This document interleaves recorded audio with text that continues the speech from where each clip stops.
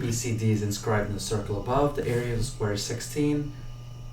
And what is the area of the shaded region? Okay.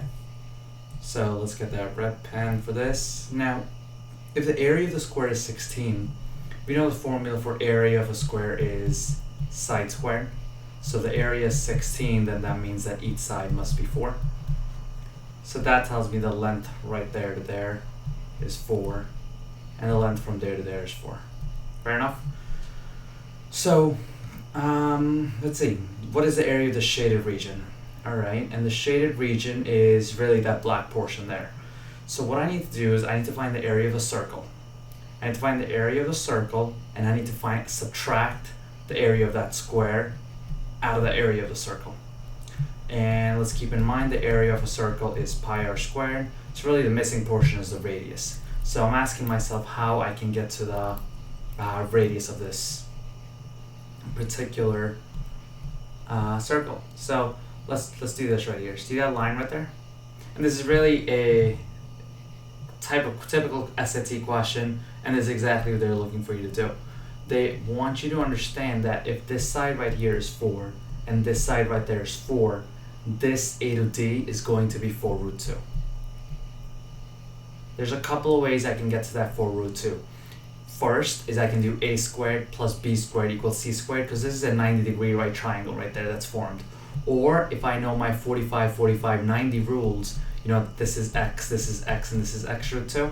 And the reason I know this 45, 45, 90 is because that's a 90-degree angle, and I'm cutting in half, which will make that 45, and which makes that 45, and that's obviously a 90 there. So that's how I knew this was 4 root 2, because if this is x, that would be 4 root 2.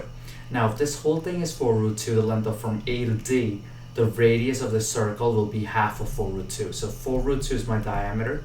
Half of that will be 4 root 2 divided by 2, and that'll just be 2 root 2. So now I know that the radius, let me get the other pen out.